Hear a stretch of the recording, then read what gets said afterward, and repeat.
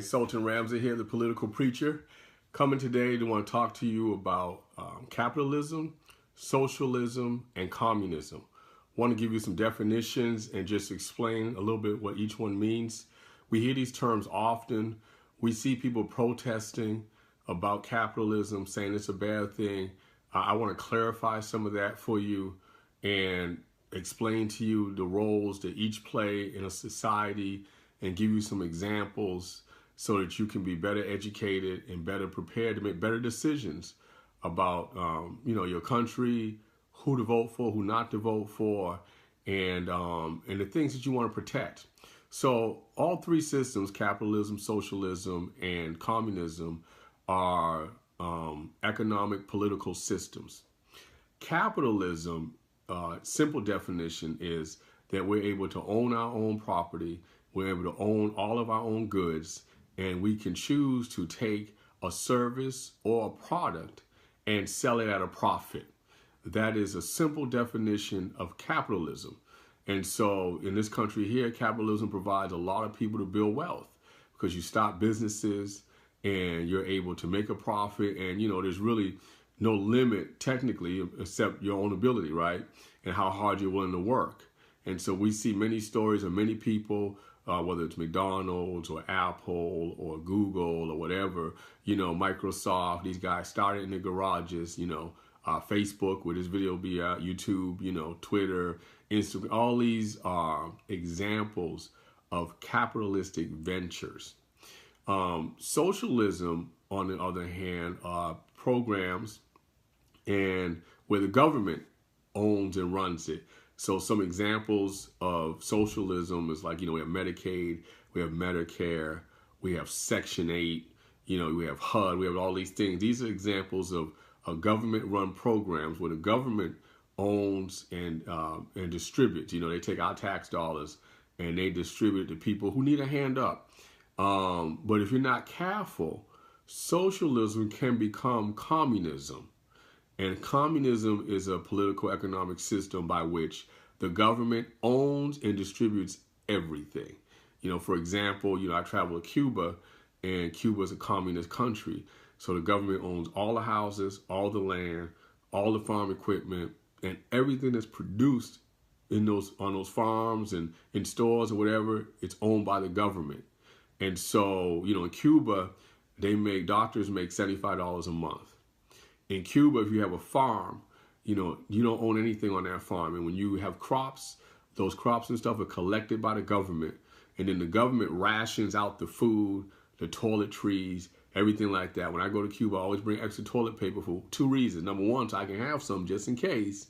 And number two, I try to leave some for the people there. We go under a visa called Support for the Cuban People. And so I try to bring stuff to help them out. And, last time I was in Cuba, it was February last year. And I talked to one of the guys at the hotel and I said, hey, next time I come, what can I bring you? And he said, man, we need everything. And I thought, man, we're blessed here in America. And that's why we have to be so careful to protect the freedoms we have. Capitalism is not a bad thing. Now, what we do see is bad. It's called corporate corruption, but that's not capitalism. Capitalism is a system by which you can build wealth because you can have a service or a product and you can make money. Corporate corruption, though, because mostly all capitalists, business owners, that's another term really for capitalism, business owner. You actually own something. And what happens is you have corporate corruption. And that's the bad part. And corporate corruption is when people, develop corporations and then they abuse the system. For example, they might lobby and get special privileges from the government, get special tax dollars, and all these things. That's when you sometimes deal with the corporate corruption. For example, you and I know that if we had a business and our business failed, I couldn't go get a bailout from the government. You see what I mean? But, you can run a bank and, and you could do a bad job and then still take the people's money and bail yourself out. And let me give you an example, too, of corporate corruption, speaking of banks. Did you know most banks, for every, say $100 that they have, that they can loan $1,000? 10 times more than what they have in savings. That's how banks fail. And that's kind of corrupt, right? So you put your $500 in the bank, and the bank is able to take your $500, right, and borrow another, they can borrow 10 times that. So they can borrow $5,000 from the Federal Reserve, get that at an interest rate of maybe 0%, 1%, depending on what the economy is doing. And then they'll loan that money out for 15, 20, 30% interest. But what happens is, if for some reason everybody wants to come to that bank and take all their money out, that's when the bank fails, because it doesn't have your money. That's corrupt. See, that's an example of corporate corruption. But that's not an example of capitalism being bad. Capitalism allows you and I to own our homes, to own our cars, to own a business, to make a profit, and to prosper. You can only do that in capitalistic societies. In socialist societies, because see, socialism can run alongside capitalism to a certain extent, right? Like I just told you, we got Medicaid, we got Medicare, but we live in a capitalistic nation, but we have some social programs. That's okay, but you have some countries that are full socialist countries where the government runs everything. That's not the same. And if we're not careful here in America, if we don't understand the difference between capitalism and socialism, we can end up in communism, because we saw an example of communism happen just in December. What was it? It was the shutdown. So here's how it works, right? You got Congress and the Senate, president, vice president, you got all these, right? You got the House. So all these politicians, they got paid during the shutdown. But if you were a government contractor, you still had to work, but you didn't get paid. That's what communism is like. You still have to go to work, you still have to farm, but you get nothing for your labor, because the government owns it all, they take it all, and they distribute it all. And you should know by now that when the government distributes, they keep 90% for themselves. You remember we used to watch cartoons when we were little? He'd be like, 1 for you, 1, 2 for me, 2 for you, 3, 4 for me. That's how the government works.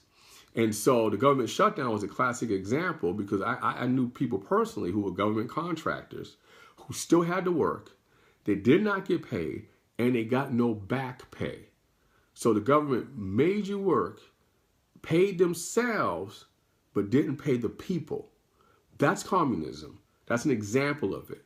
And if we're not careful and we keep allowing our government to grow too much and have too much power and too much control, we might find ourselves losing our freedom. Another example of communism, an example here in America, is in the inner city, where you have a lot of government housing. So the government owns the projects, and you live there, but you don't own it. And so whenever somebody comes in and decides they want to change the neighborhood over, they want to gentrify. Gentrification is when, you have a black neighborhood, and then investors and stuff come in and decide, hey, this neighborhood is Paramore. It's right near downtown. We can make a lot of money. Let's fix up the stadium. Let's, fix up, the Campbell World Stadium, and let's build a new stadium for Amway. And then let's take all the residents who are on Section 8 and let's move them out. We'll just typically take this area here. It will no longer qualify for Section 8. And we just move the people where we want them to live. And because they don't own anything, the government is in control. And that's another example. I'm not saying we full-fledged communist country. No, but what I'm trying to share with you is that if you don't appreciate what you have and don't understand how valuable capitalism is, you could find yourself in a situation where we have a communist country. And the government keeps coming in with regulations, and it keeps making them bigger, and they regulate everything. In California, almost everything causes cancer. You know what I'm saying? You buy something and be like, in the state of California, this causes cancer. In the state of California, California is heavily regulated. And so they decide, how many bullets you can have in your gun, how much you can run your water, how much you can do this, how much you can do that. And sooner or later, now we have something called eminent domain. My wife and I are in real estate.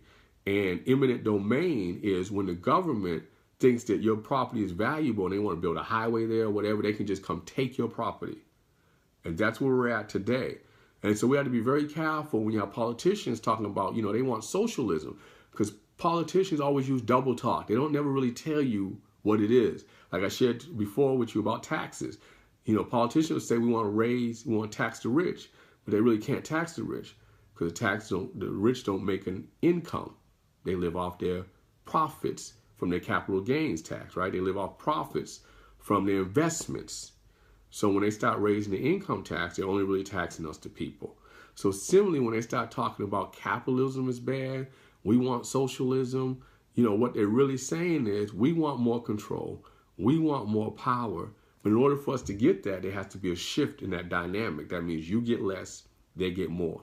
And having been to a communist country, I'll tell you something else you find out. In China, in Cuba, in Russia, in any communist country, they control the media. When you go to Cuba, you won't see anything on TV about America. You won't see a lot of any of our shows that we like to watch. You won't see a lot of anything because in order for them to keep the people in the position that they're in, they can't have knowledge. So you can't know how good America is. You can hear about it. You can kind of know about it, but you're not going to see it. They control the media. And that's why in today's society, you know, we talk about fake news and this and that. That's a problem. You know, we don't have any more investigative journalism. What we have today is people just reading off a script. You know, they went to a boardroom. The owners decided this is the narrative we want to push. This is what we want the people to believe. This is all we're going to share. And some of you who grew up in the inner city, you know that. All the time when I grew up, the only time you saw black people, they was robbing somebody. They was in handcuffs. They was on their way to jail. And that's the media being controlled by those in power.